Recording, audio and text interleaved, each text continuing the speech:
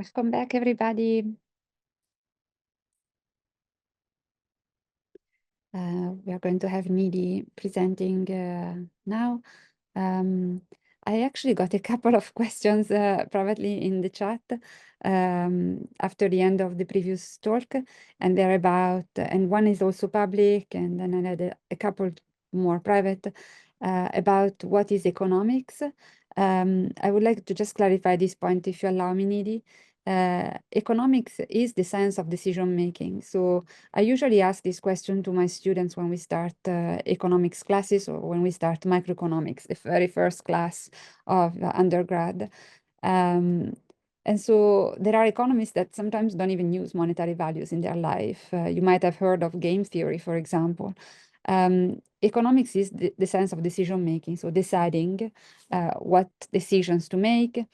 And in the sense of decision making, we take into considerations all possible values, not only the monetary values. Some people can call them financial value or fiscal value, but they're all monetized, meaning they are values associated with a number and a currency, usually.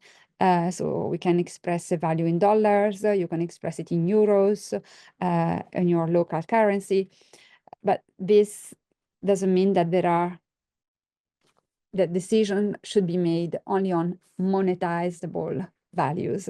I hope this point is clear for everybody, because it's very important, and it's a limitation when there is a misunderstanding around this point. But you will hear very often economic value, and people will only think about money. But it's not just about money in economics.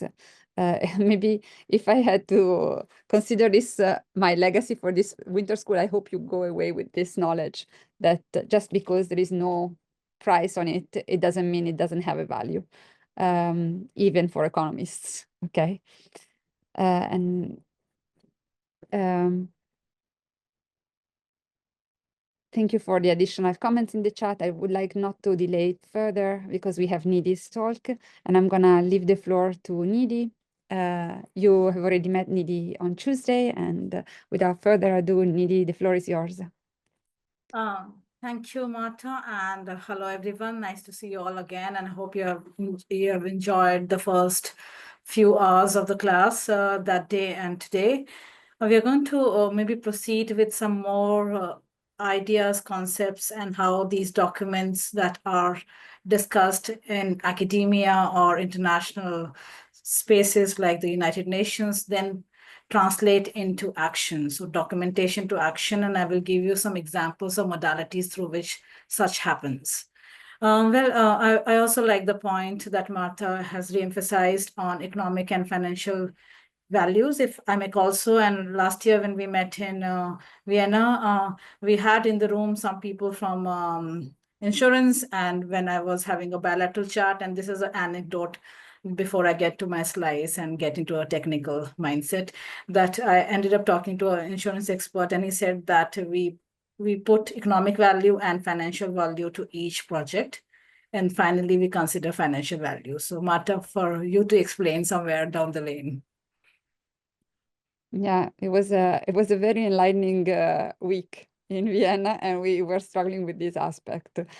And also the other problem, sorry, Nidhi, for adding this, is that they just don't consider every financial value, but they will consider very specific ones. And so eventually it becomes even harder to get the information through because it's going to be just a few entries. Yes. So we'll maybe take up how things change from documentation to action in real life scenarios. And I'm sure we'll pick up this later on.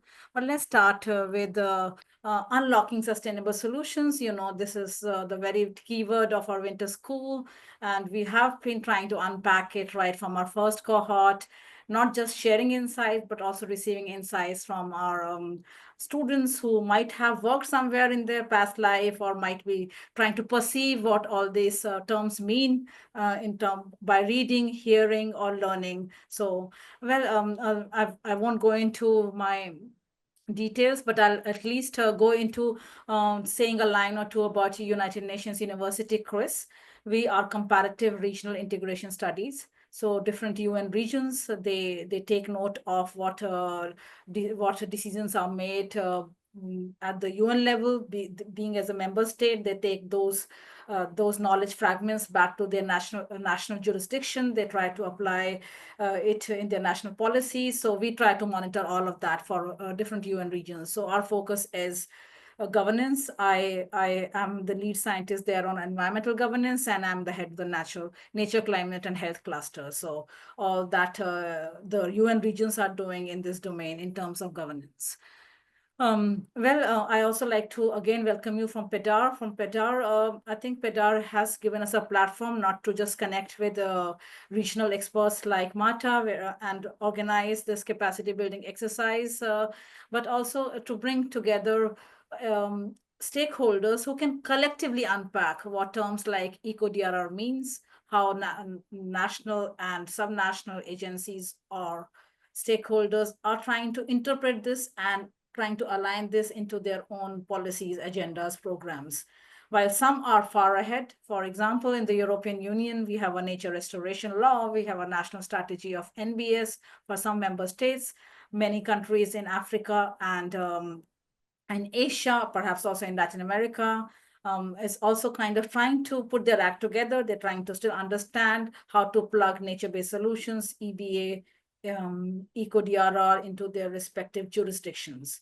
And from in a policy planning perspective, jurisdictions are important. For example, for climate change, there is a Department of Climate Change under the Ministry of Environment, and these configurations is not really standard for countries. They change. Small countries, they put environment and tourism together because their environment and tourism is quite sort of interlinked. So in PEDRR, we try to unpack this, and I'll also encourage you to, if you are more interested, to also look at our MOOC in addition to this winter course, and sustainable development goals. We are talking about sustainable solutions, so sustainable development goals. I wanted to again bring our attention to this before I get into the thick of nature-based solution. Well, I'm sure by now you know that nature-based solutions are organically connected to Sustainable Development Goal 15, 14, 13, but do a bit of thinking, and I will ask you at the end of my presentation if you see that Sustainable Development Goal also has direct or indirect alignment with other SDGs, and take your own guess. If you have getting some ideas, then maybe share them by the end of the hour. So Sustainable Development Goals, sometimes we see NbS fitting in directly to SDG 13, climate action 14, 15, but I think now discussions at the academic level, but also in the policy level, is positioning NbS beyond.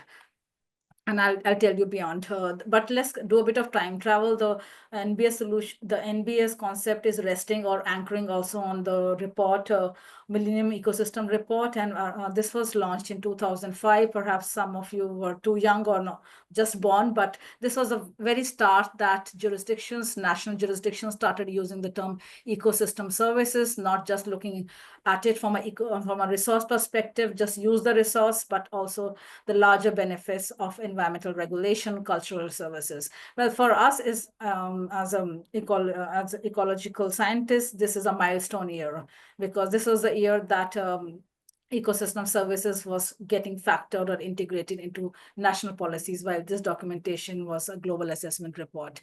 Was a little bit next trigger, and I'm giving you concepts of why and how nature-based solutions have made their position in multilateral environmental governance agendas like Paris Agreement or the Land Convention that Johan just mentioned, or even the Biodiversity Convention. I think these are triggers that I'm now sharing with you. Why did we even need to have this kind of emphasis when there are 100 more agendas that member states have signed to, like the Sendai Framework, SDGs, Paris agreements, and so on? This global assessment report was putting in front of us the blaring facts that we need to put nature at the forefront of designing sustainability agendas at different scales, from local to global.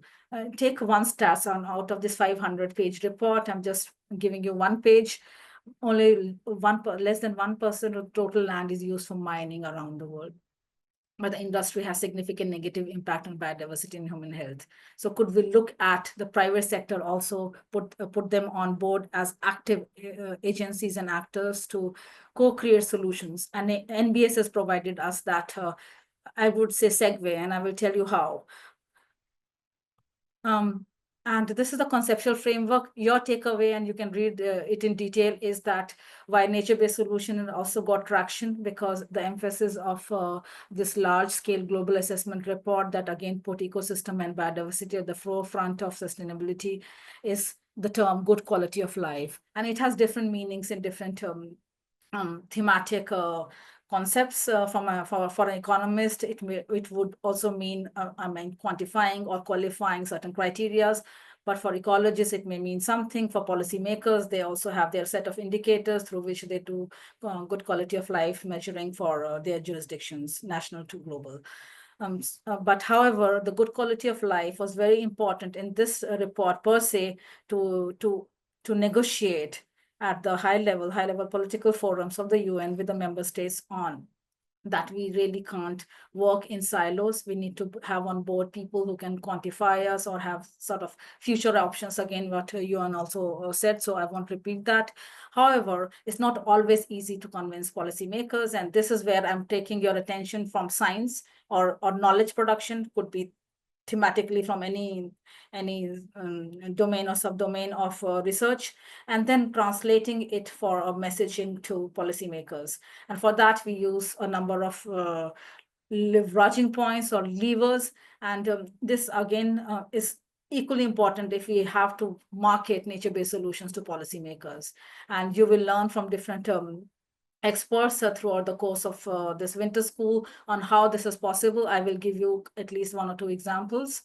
But this message took us at least 6 months to create this slide, because it's not always easy to write less or to convey to policymakers a document that they can read. They will never read your 500-page report, but they will read a policy for or a summary for policymakers, which is 5 pages, not oversimplification, but giving them some direction that they can negotiate in the parliament or in their jurisdictions to negotiate the budget that can then be allocated to for building the financial capacity, technical and human capacity of people who have to implement this agenda. So I'm now have taken some of the insights that we got from talking to practitioners. They get a lot of documentations from academia, from the academic community, from the UN, from their own think tanks on how to create sustainable solutions. However, what they look for is, what do we do step by step? So it's not really, it's a bit of a hand holding for them. And this is our job as a UN agency. So I'm giving you some insights and taking our attention back to the private sector role that I mentioned. We have started working with the UK government through a foundation, Lloyd Foundation, on nature positive engineering, because over our years of working on the technical side of nature-based solutions, we noted that unless we have engineers on board, will not be able to create a transformative pathway to shifting from conventional methods of managing resources like building seawalls to nature-based solutions in whole, because engineers have been at the forefront of designing these solutions. And unless we have them on board, we'll not be able to have a stakeholder consensus. And so we are now taking this review. We are on the 3rd month of this, and we'll be soon producing a report, which I'll share with our cohort once it's out. But the takeaway message is that let's not leave the engineers behind, because they do a lot of cost benefit analysis along with economists, and they are key stakeholders in positioning nature-based solutions in on different spectrums, sectors, and industry. So this is something that I'm involved in, and it's a very interesting exercise, because they wanted to call it nature positive engineering and not nature-based solutions, because they really want to retain the term engineering in these solutions, because it feels that they are playing in their zone. And one of the takeaway that I'll get from, I'll share with from the number of roundtables you've had in several regions or countries, is that they take risk analysis as a key component of pitching nature-based solutions as a sustainable solution. If you're pitching nature-based solution in a low-risk area, you have given it a higher marks, so to speak. Let's simplify it. But if you are pitching a nature-based solution in a high-risk area, a coastal city with millions of people living within 2 kilometers, then you have to do a gradual transition. So I'll also come to that with some examples, but this is a very interesting takeaway while discussing nature-based solutions with practitioners, in this case, engineers. And again, some key points. This is a reference slide. I'll not really read this, but take into account on how nature-based solutions and nature-positive engineering are aligned to then create a stakeholder consensus, especially for infrastructure transformation where nature-based solution has a role. It could be coastal protection, it could be urbanizing, creating green urban zones amid infrastructure systems. Well, as a UN agency, we have also dedicated one whole year to nature-based solution in a World Water Development Report, and the flagship conference of UN in 2023 related to water also positioned several sessions on nature-based solutions in the water sector. This again is a momentum of unpacking nature-based solutions in all its aspects, not just their monetary functionality, but also the concerns that we might have to take into consideration while taking a document that proposes nature-based solution into an action plan. So I think this is, again, some of the documents that my team has produced. I'm not going to detail. Happy to share it in here, a copy if you need so.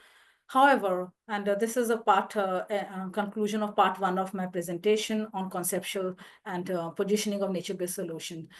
In our understanding, and we do not consider nature-based solution as a magic wand. It has to be a complementary solution, especially in the case where the risk component of the risk analysis has produced a high index.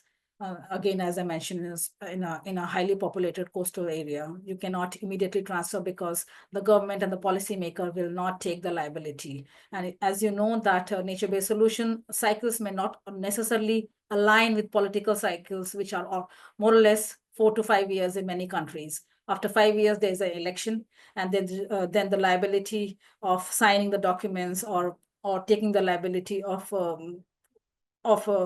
allocating resources for a particular nature-based solution that can reap benefit in a longer time period will not be easily granted.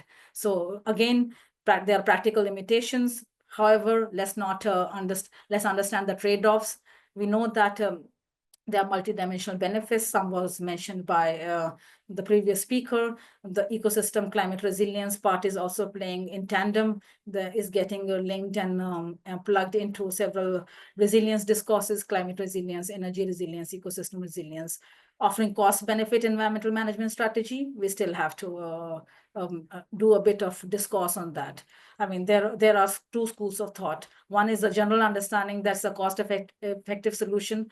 Others do not agree. And I think they each present a set of evidence, some more quantitative and some more qualitative. So I think this is still to be unpacked, and that's the reason there was a far large delay in integration of nature-based solutions in climate COPs. It was in Glasgow only that in 2021 that it was first accepted that let's have nature-based solutions as a part of climate negotiation documentation. And subsequently, we have seen more interest, but we are halfway in terms of, we are good in terms of acknowledgement in these high-level climate COPs, but not yet in accommodating it in climate action plans, in terms of budget allocation, in terms of allocation of roles and responsibilities in deploying them.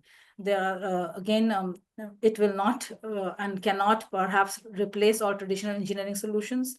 And that I mentioned one example of the risk index.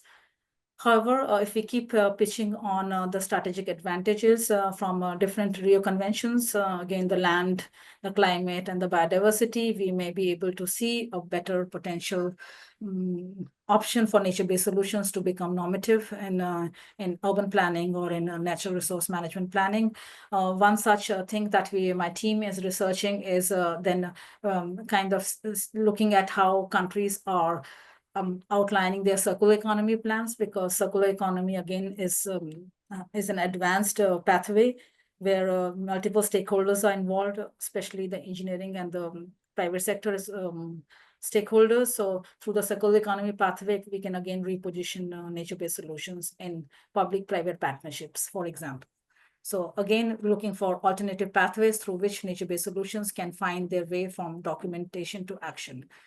It is important to acknowledge again that it's not a magical fix. They represent innovative, holistic approaches to addressing the challenges we have in hand.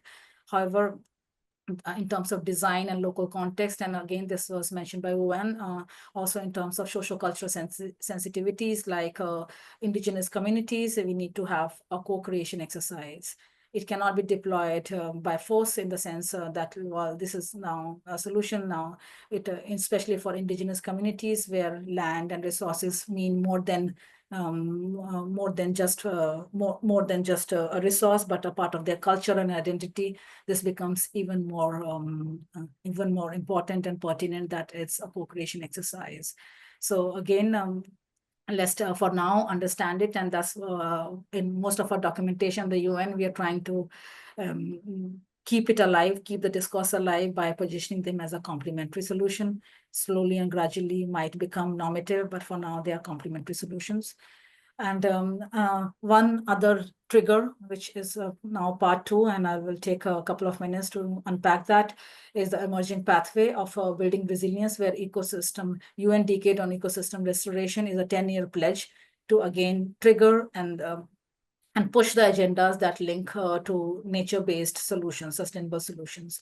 The idea is preventing, halting, and reversing degradation of ecosystems worldwide. However, it's also to kind of manage the misnomers like just planting the tree will help. No, it's like taking a systematic pathway, and you can see in the diagram of reducing impact, monitoring remediation, understanding rehabilitation, and then going into the restoration spectrum. So this is the ecosystem restoration spectrum, and nature-based solutions are positioned as solutions to achieve ecological restoration. So now we have got a formal space that is endorsed by the UN member states to position nature-based solution as a modality, not just the only modality, but as a strategic modality to achieve restoration. And I think as the regions and the countries are catching up to implement this restoration decade, a 10-year plan, the European Union has taken a bit of a leadership role in crafting the nature restoration law that was formally passed in the summer of 2024. And now the member states are trying to see how synergistic solutions that are offered by nature-based solutions could be a part of implementing the nature restoration law related commitments and guidelines. However, the good part is that it brings together the 3 major planetary crises, again, on pollution, biodiversity conservation, and climate challenge. So it's like an umbrella law, which will again help position nature-based solutions into several strategic sectors and subsectors. So the regional advancement, let's go into the different sectors. So ecosystem restoration is also giving opportunities to evaluate the role of nature-based solutions in multiple sectors. And these are different sectors of interest that you will find in our documentation. As a part of the committee, we are also trying to understand how so these are a couple of our key components, and I'll maybe take your attention to one: finance restoration. So developing financial mechanisms and modalities where finance is allocated for these solutions in a more dedicated, pledged manner. And this goes hand in hand with the right incentives. So we cannot burden, and this we have seen in the European side, we cannot burden our stakeholders like the farmers or the fishers or other stakeholder groups to keep implementing the agendas without giving them right incentives. And last 2 years, we have noted that farmers from Netherlands have been sitting in front of the European Commission and protesting that they have, after they adapt all the guidelines, which adheres to different solutions that are prescribed as sustainable, the profit margins are decreasing and agriculture is not any more sustainable. So we have to be very careful and nuanced in proposing solutions that where trade-offs are calculated, where a long-term benefits and incentives are negotiated with the right stakeholder groups. And the ecosystem restoration decade has then opened these new pages of discourses to, again, take restoration not as a burden, but as a point of integration through which we can implement sustainable solutions like nature-based solutions. As a part of the task force, I would say that we have to do a lot of homework for the member states. So and this is again for your reference, that just proposing a solution package to a member state, to a country, is not the end of the task. They can sit on it for years. Even within the European context, we see a differentiation on how some proactive countries immediately integrated into their respective national jurisdictions. However, some countries have to again look at whether they are prepared for spending that extra financial resources, deploy additional human resources, whether they have the technical capacity to be able to implement these resources. And we noted that in Hungary, some of our stakeholders, they said that it can even take 10 years from their endorsement at the European level to the implementation at the national level. So again, the time lag in acknowledging and adapting to implementing. And this is something that we have been capturing. So we have, with this homework, at least we are preparing the member states and supporting regional commissions like the European Commission or ASEAN or other to be that hand-holding agency. And if you see again the principles, we started with standards of practice. You will note that IUCN has nature-based solutions, golden standards. So what qualifies as nature-based solutions? And this is a question that is asked a million times when you do stakeholder interviews, when you do roundtables, when you're in high-level political forums like Climate COP or the Land Convention COP or the CBD COP. How do we do this? Yes, we like it, we acknowledge it, but how do we put this into action? So standards of practice, again, is a documentation that we have developed for restoration, bringing nature-based solutions again into the discourse as main set of principles that can be adopted. And using the nature-based solution principles, we have again crafted 10 principles. These are something that we all know, and perhaps you might have learned in your classroom or seen in documentations that talk about environmental governance. However, it's a kind of a emphasis on ensuring that these principles are met, especially having measurable goals, and not just quantitative measurable goals, but also qualitative measurable goals. For example, is your strategy gender sensitive? And again, from one of our Horizon projects in Europe, we noted that this was a blind spot in the nature-based solution discourse when we were talking to some of the country stakeholders even in Germany. We noted that a female farming household would not sign to constructed wetland as a nature-based solution because it is physically intensive to maintain a constructed wetland as a nature-based solution. You have to do a regular maintenance, maintain water flows, maintain water quality, especially if they have children or they are pregnant, they cannot really maintain this nature-based solution at all. So they sign for some other solutions which are soft, which they can maintain and then can sign to. We acknowledge that female headed households in the farming community are very less. But however, if they have to sign to some nature-based solutions, we should be able to present them customized to their need. So these are again blind spots that we can figure out. Financing, of course, we all acknowledge is important, but inclusive stakeholder dialogue, and these dialogue have to be very local specific, country specific, community specific. Something which can be applied to Switzerland cannot be applied to Argentina. It has to be discussed, it has to be really negotiated, co-created, and there should be consensus. I would say that ecosystem restoration also gives us to sort of have a soft touch to nature-based solutions that are sometimes perceived as pretty heavy box of solutions that may have to go through a cost-benefit analysis in regular standard process of project management or project approval. However, restoration, if you if you start even at your neighborhood, in your neighborhood garden, in some landscape in your community, can at least give that mindset. It's a soft change, and you will have in your course a class on behavioral change. So while we are putting hard solutions, or we are putting hard strategies as a sustainable solution, we need to also change the behavior, the mindset, the perception of people. And this playbook is a guide to work with your community to see how they perceive nature-based solutions or restoration, and especially in different contexts. So take a look at this playbook, and perhaps in your assignment, try to apply that in your community if that's practical and feasible.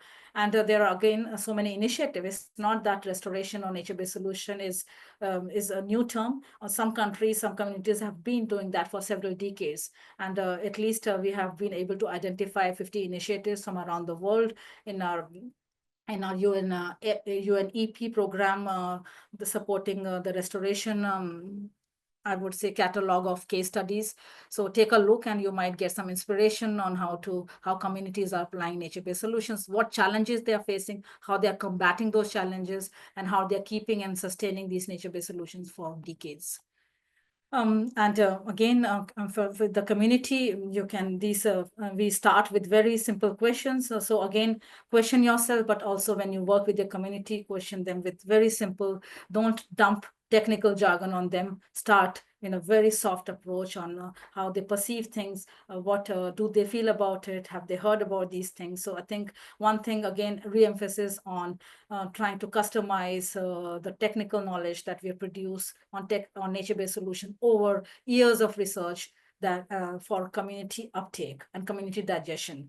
And this is something that you should do alongside your academic technical research. Well, this I've already covered. I'll not go into detail, but I'll maybe give you a glimpse of standards of practice of how detailed it is. It talks about broad engagement, sharing, and adaptive management with 5 main components. And you can see these components is like a playbook. It's like a jigsaw, but not everything applies to everyone. If you are dealing with a project or an assignment, you can create your own jigsaw. Maybe the subcomponent 14 might not fit you, so you can reorganize. So the idea is to give a play sheet where communities can apply it and understand that this is how I'm going to create my restoration project, by placing sustainable solutions like nature-based solution or nature positive engineering. And this is a sort of a practical playbook also for policymakers when they do their exercise. So take a look. You can benefit from it also for your class assignment. And this has been also inspired from IUCN Global Standards of Nature-Based Solutions. So I really want to acknowledge this. And the idea is also to emphasize that nature-based solution, several aspects have been thoroughly researched. However, as Marta mentioned, that there are some discourses or sub-components of understanding, especially the cost-benefit analysis, discount rates, and precautionary principle, which I'm sure, Marta, you will cover thoroughly somehow, that are still not as clear to stakeholders. So I'm glad that we have this big community of young professionals who will take the opportunity to then understand it and have future research that notes all this. So again, with the standards of practice, we have principles. So if any country wants to classify their project as our ecosystem restoration project, they need to follow these principles. And there is no compromise on these principles. Like in subcomponents, in the standards of practice, you can create your own jigsaw. Here, it's sort of mandatory that you have all these principles ticked in if you're submitting your ecosystem restoration project to the UN for evaluation as a member states committed to implementing this. And well, the whole report, you will figure out what the text applies and implies. But the idea, again, is to reiterate that there's a lot of homework that goes in hand-holding member states in applying these agendas. So this is really a glimpse of it, not for you to read it, but if you have time, feel free to read. I've shared the document through a link. And the idea is also to work around these terms that are already very well noted in policy documents of nations and countries, like the national capital, the human capital, but also to emphasize the blind spots that have not been there, like the cultural capital. And we heard some discourse in the previous discussion also on this. Well, let's kind of go into before I close a project that is one of my favorite projects. And it's in your backyard, but I'm really following it for a number of years, the Blue Belt program. The Staten Island in the New York City has been doing nature-based solution for decades without labeling it so.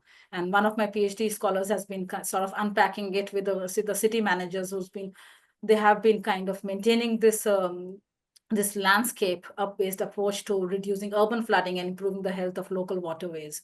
So something, a kind of a retrofitting, something that's working wonderfully, but now can be labeled as nature-based solution. When we asked, we worked with Robert, the manager of the program, and when we asked him that, well, we see this as nature-based solution, and he said that the idea is that if our message can be conveyed to scale such strategies in different countries and nations, why not call it as you like, but if you're sticking the boxes, why not? And I think while the technical part is something that you will easily understand, I really like the community part. So the messages of how nature-based solution can benefit an individual, so they can have the ownership of adopting and adapting to such discharge your laundry water into sanitary sewer. I mean, something that one can easily relate to, rather than giving them very high confusing stats. So this board is meant for people who take hundreds and thousands of people who take a walk on a daily basis. So kind of once we do science, to communicate the science, to be able to retain the commitment of sustaining the sustainable solutions through government fiscal budgets, we need to give this messaging. And this is, again, my another takeaway for the people attending that. My another case study is the city of Sydney. Again, a very proactive approach in positioning sustainable solutions as exercise of multi-stakeholder consultations while they revise their resilient Sydney strategy. So every time they revise their city level strategy, they go back to citizens. And one of the recent thing that they did was that when they were designing their wastewater treatment plan according to the nature-based solutions guidelines, they asked people, and people didn't want that wastewater plan because people had a perception that they will get smell if they had houses nearby, and they were like not signing to it. But after a discussion, a series of discussion, the city also convinced them that they'll take extra care to make this as a learning site. So students from schools, colleges can make that as a research center in learning and in crafting their research proposals, but also unpacking how nature-based solution can be at the center of your city and can do multiple functions while generating a ROI for government investment. And I think that's another example. And my last example is, again, coming to the coastal cities on seaweeds. So seaweed has been positioned as a nature-based solution that has a dual role in climate mitigation because of its carbon absorption properties, and also as from adaptation, because seaweed production systems are generally done in near shore, in shallow waters, which is the depth is between 1.5 to 3 feet, and women can easily sign to this nature-based solution because they don't have to go to deep seas or far offshore for other kind of solutions. So this has been, we have been doing this research with the UK government funding for past 10 years, and now we are able to very confidently say that, yes, this is a solution that can be scaled. We understand the costs, the benefits, the analysis, the precautions that should be put into the policy guidelines. And this policy we published 10 years ago, but we are continuing to monitoring the investments in different regions on these solutions, how different regions are putting not just projects, but the amount of money. And this has been an exercise. We have the next, we finished the previous set of funding, and now we have it again for 5 years until 2026. So the idea is that, yes, there's a lot of work going on. The idea is to promote the exchange of this knowledge generated in one country, global north, between global south, between global north and global north, between global south and global south. And this can be done through several agendas that we already have on board, like the climate COPs or the land degradation conventions that brings together actors from all stakeholder segments together to acknowledge that we do have information, we do have solutions that have potential to become sustainable, that can be scaled. And I think, of course, academic discourse, academic exploration helps in, again, boosting that discourse. And so I will encourage you all to observe, to collect knowledge, and to publish knowledge. So that can lead to desired policy outcomes. And well, I will sort of stop here and maybe have some questions. There's a lot more to say, but maybe next time.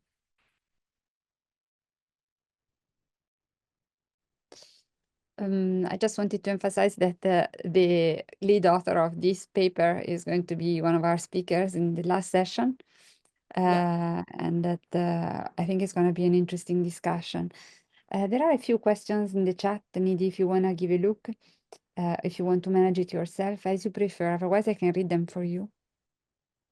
Yeah, maybe I'll try it. Okay, so where did we start? Okay.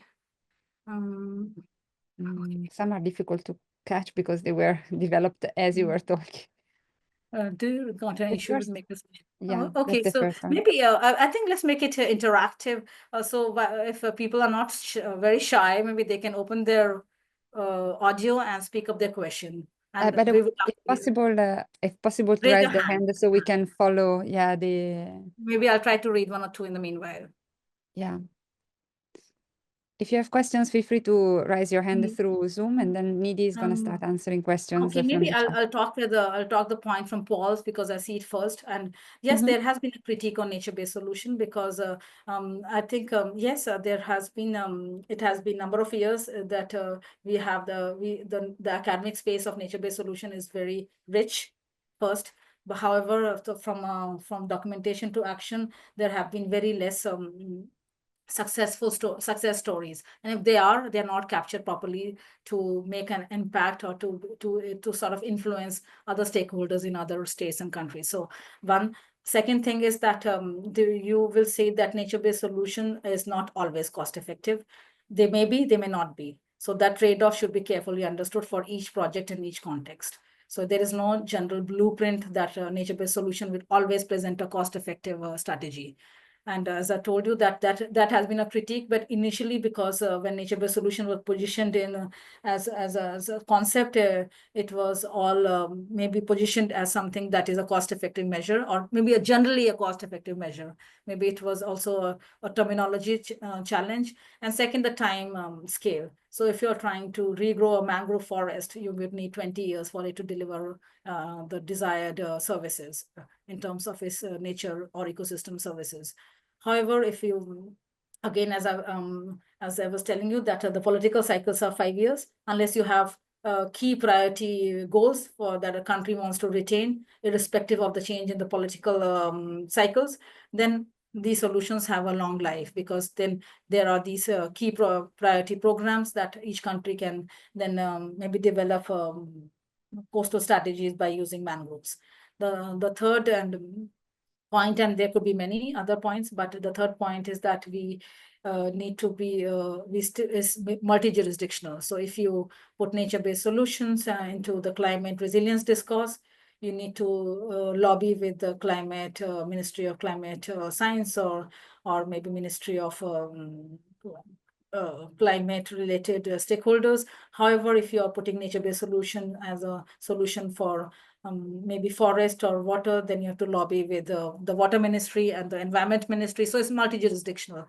So, and that we need something called synergistic solutions for addressing key priority programs that a country assigned to. If you have a policy coherence for development or sustainability, is possible. However, if we don't have a policy coherence committee at the national level, then putting or lobbying for consensus with each jurisdiction is not always easy. So that's another point.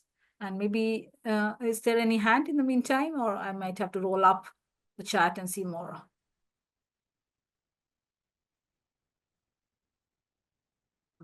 Okay, the playbook part, yes, it's an interesting idea to see that every when you roll a project, and if the community, if you have already used a soft approach to prepare the community that this is through a playbook approach, then there is a better buy-in. Otherwise, there could be a community resistance. For example, I was telling about the wastewater plant when the city of Sydney was trying to create that just as a wastewater management plan with some greenery and qualify that as a nature-based solution. The community was not agreeing. They only agreed when they understood the short, medium, and long-term benefit of having this wastewater management plan in the center of the city, and that can provide not just a green space. So it is multi-layered use. Down is the wastewater management plan. On the top layer is a green infrastructure that can be used not as a study. Down it can be a study lab as well, and on the top is a green infrastructure that can be used for rainwater harvesting, for a biodiversity creating a biodiversity profile, a green zone, a green urban in an urban space. So if you're able to communicate your ideas well to the community, the projects will have a long life or can sustain well. So that's again our discussion with practitioners on how we are able to understand how nature-based solutions can find a sustainable life over a long time period. Yes, FIDOS, is it right? FIDOS. I see your hand. Yes, Nidhi, thanks very much. You mentioned PPPs as an alternative solution to implement nature-based solutions. I wonder whether you came across with any concrete examples where PPP actually worked for nature-based solutions, particularly when Marta mentioned that it is really difficult to quantify certain benefits of nature-based solutions, and without quantifying it, bringing it into the PPP arrangement is almost impossible. So I was okay.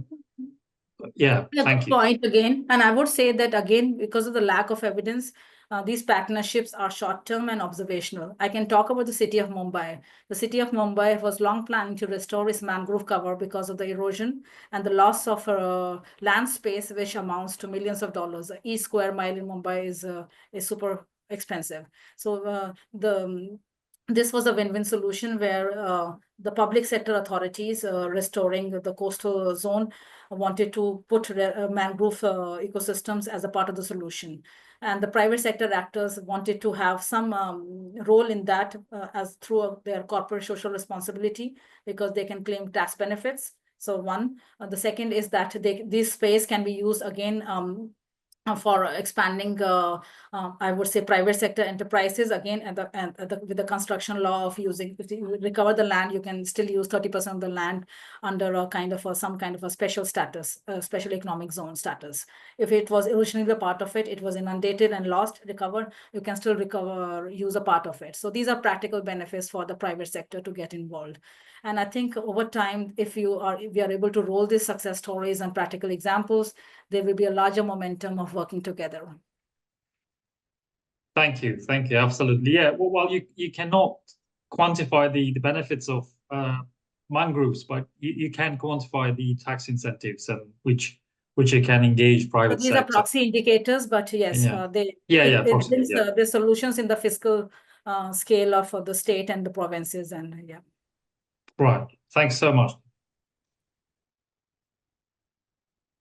Okay, sorry, Marta, if I'm missing, are there some more, or do we have enough time? Otherwise, there is I can few more questions, and you have 10 more minutes. Oh, do I? Okay, do you? Yes, you do, because we finish at 12:15. Okay, well, in such case, I will also maybe show you one more slide, unless there are more hands. Or am I missing? Just one note that I just wanted to answer someone in the chat. Someone asked questions about climate change. It's a very large parenthesis that we should open here, but when we think about nature-based solutions have benefits related to climate change mitigation. So, for example, they allow to store carbon, therefore reducing CO2 emissions or CO2 amount in the atmosphere. And at the same time, the nature-based solutions provide adaptation strategies, adaptation to long-term trends, but also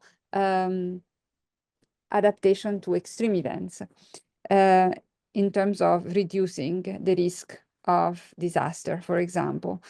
When you think about the impacts of climate change, impacts can be socioeconomic, can be ecological, so there could be impacts on ecosystems, and there could be impacts on physical systems. For example, cryosphere, meaning glaciers or the ice caps. So when we think about nature-based solutions, we think about strategies that can have benefits in terms of adaptation to climate change, but also in terms of mitigation of climate change, meaning trying to stop the process of climate change itself. I'm trying to simplify the answer to make sure that these basics are covered. I hope it's Absolutely. helpful. And seaweed systems is one such system that has been scientifically now evidenced to play a dual role in the climate discourse, so nature-based solution. And I would say that, again, take a look. These are, again, this is a resource slide, but it will help you to also understand the multifaceted discussions that are happening around nature-based solutions, both in terms of critique, but also in terms of trade-offs and advantages. The European platform for urban greening, especially in the urban greening side, I was a part of another Horizon project and went to the city of Riga.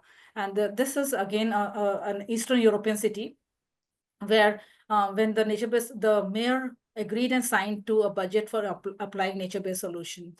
However, when they started mapping spaces in a tight city structuring, they started mapping spaces where they can do that kind of a greening exercise and show impact and use the budget. However, when they were planting some herbs and shrubs for, again, as a part of increasing the biodiversity profile of area that was 90% concrete, there was a resistance from sites of historical importance, sites that have that also a church, because there was a small space in front of the church where the mayor wanted to plant. And again, through discussion, it was resolved. But the main problem was that they said that this little herbs and shrubs, till the time they will become beautiful, they are spoiling the aesthetic value of our property, and will lead to decline in tourism. If they see that it's all marshy and it's all not yet ready to deliver the function it should be, the solution that was sanctioned. So you need to undergo a number of barriers. And however, the mayor put a lot of information sheets around in coffee shops and in public spaces to unpack some of the questions that were coming through the kind of public channels. So I think these are, again, very practical examples on how you have to combat the trade-offs. So even if you're at the last stage of implementation, you can face a barrier, which can, again, link to perception. Well, I'm not going to detail, but I, again, wanted to emphasize that in between conventional solutions and nature-based solutions, there is also a space for hybrid solutions. And hybrid solutions, again, is like, I would say, a milestone in between to change the perception, both soft and hard, to adopt nature-based solution as a norm. And again, through discussion with practitioners, it is super important when there is a disaster event, and the risk liability falls on some people who have to do disaster risk mitigation. And they cannot say that we'll plant vegetation here. They will look for intermediate solution, in the sense they will say that the one of the solution was, okay, we will plant the coastal vegetation, but till the time it delivers its duty, we'll shift the seawall 10 meters or 20 meters inside. So now you have a hybrid situation. You have the nature solution, you have the engineered solution. And at some point, when the nature solution takes over, is a tipping point. And then the seawall can be either removed or can be shifted inside. So now you have a large nature landscape, but slowly and gradually. This process, in some instances, can take several years or decades. So working with engineers to plan hybrid solution as an intermediate pathway to implement nature-based solution is highly crucial. And I'm glad that with you at the UN, we have started doing it. And I outline some of these challenges in this article, which, again, you can see if you've got time, but I'll stop the share now. Maybe I covered a couple of more minutes, and I see some more messages which I'm reading, but feel free to speak up.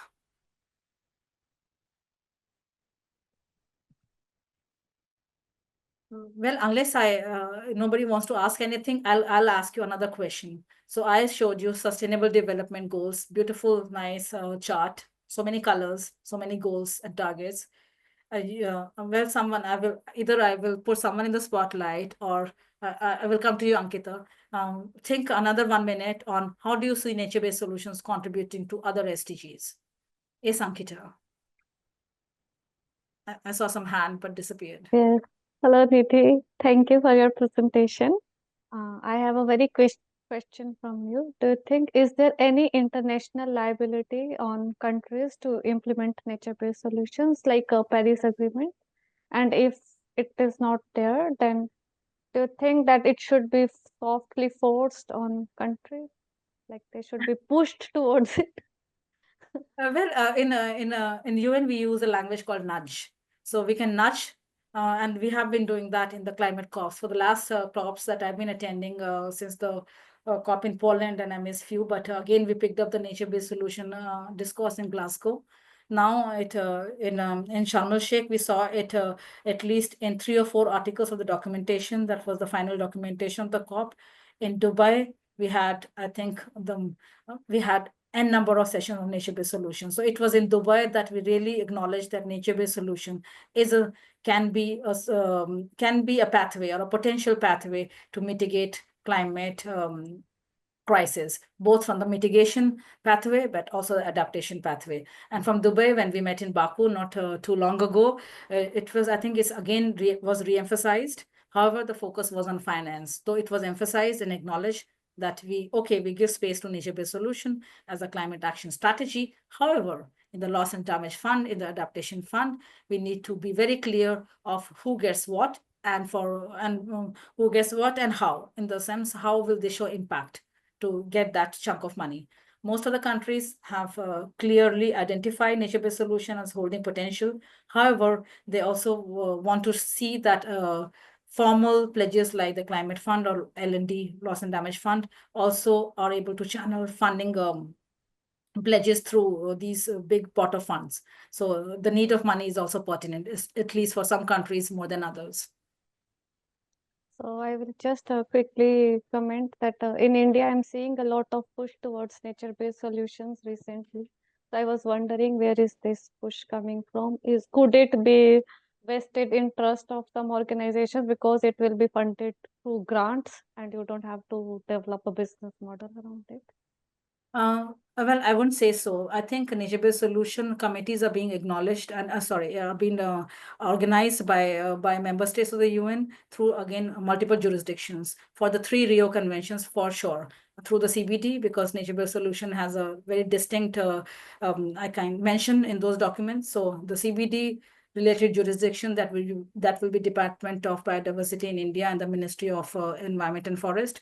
For the climate, again, the Department of Climate, again, several ministries that plug into it, multi-jurisdictional. So what's discussed, and we had several sessions in Baku on this, is policy coherence. We need a committee that can tackle synergistic agendas like nature-based solutions. And on the board, and I will again, I'll share in the link here. We didn't get a chance to go through that. There was a report launched. It was a little bit tangential, so I didn't go in there. There was a synergistic solutions report launched, and through which the committees will be created. And we just hope that nature-based solution will also find a mention and some kind of an action agenda in those committees that will look at policy coherence around 3 Rio conventions. Thank you so much. Can I quickly ask one question, if I may? Go ahead. Since we mentioned India, and I watched a documentary recently that a project called 1 Million Wells, I think, which collecting rainwaters and storing them in wells. Can this be conceptually called as a nature-based solution? Absolutely. And I'm glad you mentioned that. That's in the province of Tamil Nadu in the south. And this was their traditional rainwater harvesting system. So instead of creating something new, they are restoring. And this is not just a nature-based solution, but it's also they are getting grants for the ecosystem restoration, because the government, under the pledge of UNDK to ecosystem restoration, has allocated resources. So, and this is not really happening the NbS channel, but is happening through the UNDK of restoration. Again, the center will allocate money to provinces and the localities, and through that packet of money, you're able to restore something. And when you show impact, then there are much more actors and agencies that will join in. I was in Coimbatore 3 months ago for a project, and I heard again a presentation where now the private actors are also jumping in because they want a consistent supply of fresh water during dry season, when the water supply is truncated through the municipal supply or through the allocator supply. Then they want to restore some wells for their use, and they are putting CSR funds into it. So I think it's cascading. So this is really good news, the 1,000 Well project, and encourage everyone to have a look. Thanks for mentioning that with us. Thank you. Maybe you want to answer. It's already 12:16, so we should wrap up. Yeah, we wrap up. And no one answered my question, so I'm very disappointed. But no. I'm happy that we had such a nice interactive discussion. One thing we are positioning nature-based solution, again, working with Singapore, the city or the state of Singapore, is nature-based solution and health. So we have now put a nature-based solution within the discussion of the health ministry, because the government of Singapore is prescribing through their medical practitioners at least 3 hours walk in the nature. So you can go and acknowledge, and especially if you register depression, stress, anxiety, and post-traumatic stress disorder, you can. So the nature-based solutions will also help in mental well-being, and that is a pitch for creating more nature-based solution in the packed city of Singapore. And this was like, I was so impressed by this whole discourse of nature-based solutions and health, because health is a traction element for multiple stakeholders around the world. If health is compromised, the states are in a big burden of taking the load of the health burden, especially if the health burden is a social contract. But perhaps not in the US, but in many countries, health burden is a social contract where government takes care of the health.